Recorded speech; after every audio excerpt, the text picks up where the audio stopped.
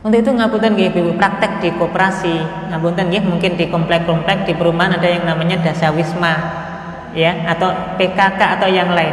Ada uang terkumpul dari anggota ini, kemudian nanti ada anggota yang butuh uang 1 juta misalnya ya.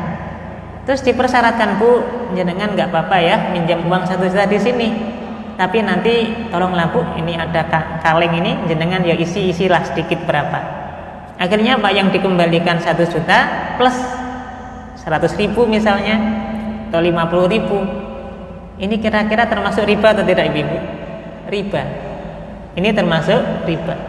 Selama akadnya utang piutang, 1 juta kok dibayar 1.100.000, 1.150.000, atau bahkan dibayar 1.050.000 saja, maka 50-nya ini adalah riba. Ngapunten, kira-kira yang kena dosa riba siapa ini?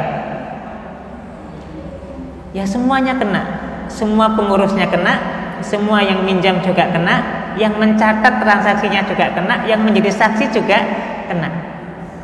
Ya, kenapa? Karena ini riba. Kadang-kadang ini kan suka sama suka, saling ridho antara yang dipinjami dengan yang memberi pinjaman. Ada kaidah di dalam transaksi riba, la ibrata birridho firriba. Ridho, saling rela di dalam transaksi utang, dalam transaksi riba itu tidak dianggap. Meskipun saling ridho, saling rela, ini tetap dianggap riba.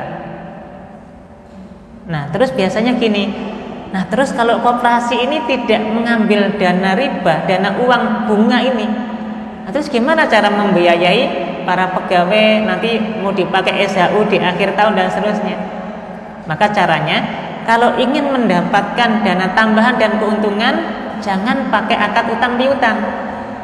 Karena kalau selama akadnya utang piutang, dasarnya adalah untuk membantu orang, tidak untuk mencari keuntungan. Kalau mau mendapatkan keuntungan, berarti pakai akad yang lain, jual beli misalnya, kerjasama modal misalnya, insya Allah halal. Tapi kalau selama akadnya utang piutang, ini yang menyebabkan transaksi tersebut riba dan ini dilarang.